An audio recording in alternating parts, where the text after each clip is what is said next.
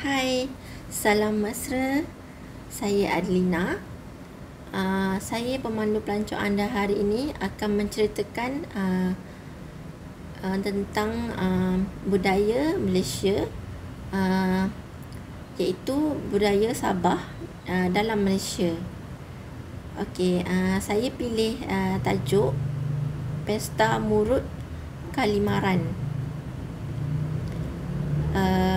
Pesta Murut Kalimaran ini mempunyai definisi yang tersendiri, iaitu merupakan pesta kebudayaan bagi suku kaum Murut di negeri Sabah. Pesta ini biasanya disambut pada 31 Mac setiap tahun di Pusat Kebudayaan Murut Tenom, Sabah. Pesta ini juga merupakan pesta yang memaparkan tentang kebudayaan suku kaum Murut dari pelbagai aspek seni dan budaya. Pesta Kalimaran ini telah mula diperkenalkan oleh Kerajaan Negeri Sabah pada tahun 2000, pada tahun 2003 dan dianjurkan oleh Kerajaan Negeri Sabah dengan kerjasama Pejabat Daerah Tenom dan Kerajaan Persekutuan. Pesta ini juga bertujuan untuk menarik lebih ramai lagi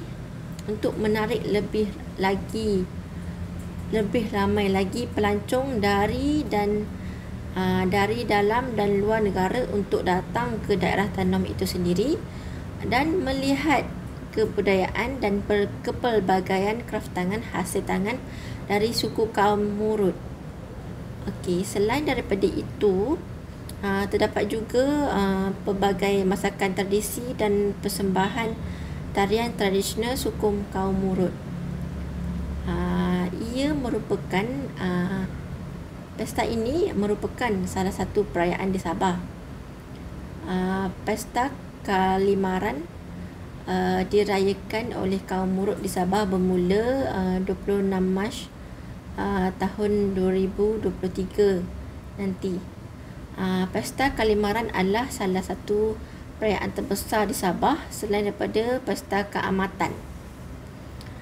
Ia juga merupakan perayaan bagi suku kaum Murut dan disambut pada 31 Mac setiap tahun.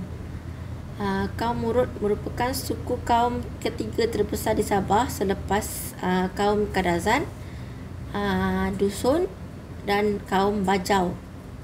Murut bermaksud orang bukit atau man of the hills yang menetap di kawasan lereng bukit pedalaman dan bekerja sebagai petani dan pemburu di Sabah. Semasa perayaan ini kita boleh mengenali dengan lebih dekat kebudayaan serta cara hidup masyarakat Murut kerana ia disambut dengan pelbagai acara yang berteraskan kesenian dan kebudayaan. Contohnya seperti tarian, pembuatan kraftangan, nyanyian, masakan dan sebagainya. Kalimaran merujuk kepada aktiviti pembuatan kraftangan asli Murut yang merupakan gabungan perkataan Rala dan Alima.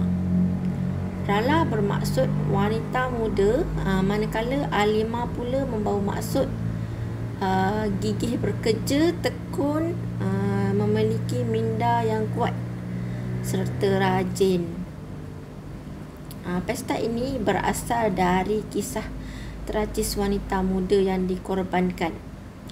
Menurut legenda zaman-zaman dahulu, legenda masyarakat Murut di Sabah, asal usul perayaan ini adalah seorang wanita muda Murut yang bernama Rala. Rala ni siapa Rala ni merupakan seorang wanita muda yang rajin bekerja.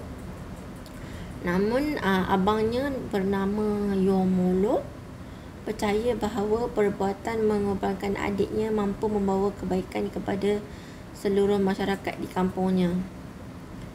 Sebelum dikorbankan, Rala sempat mengeluarkan pelbagai hasil kraftangan seperti tikar, silaung, tikalis, buyung, ling toyong, dan onot dengan menggunakan bahan asas sultan seperti buluh, rotan dan ban-ban. Hasil kraf tangan terakhir yang dihasilkan oleh Rala ialah tenunan kain sampoi yang menggunakan benang dari akar pokok timahan. Akhirnya Rala dikorbankan oleh abangnya untuk dijadikan sebagai benih untuk ladang bagi pertanian. Sub etnik di bawah etnik Murut.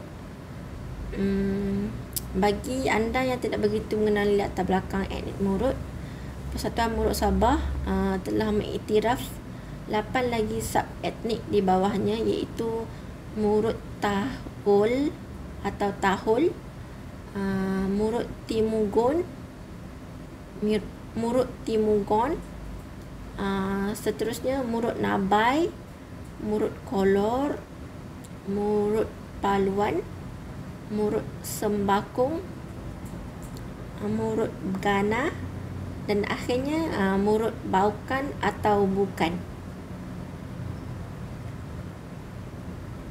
Okey, bercerita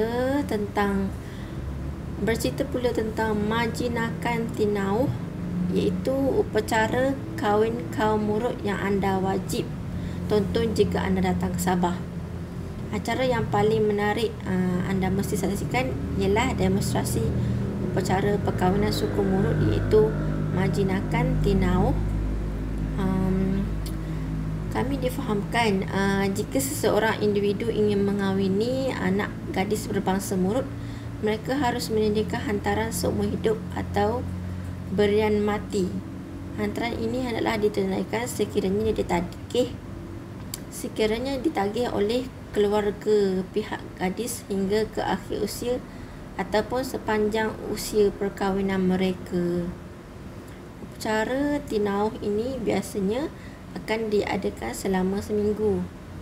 Namun untuk tujuan demonstrasi pesta kalimaran, ia disingkatkan kepada 1 hari sahaja. Sekian, terima kasih.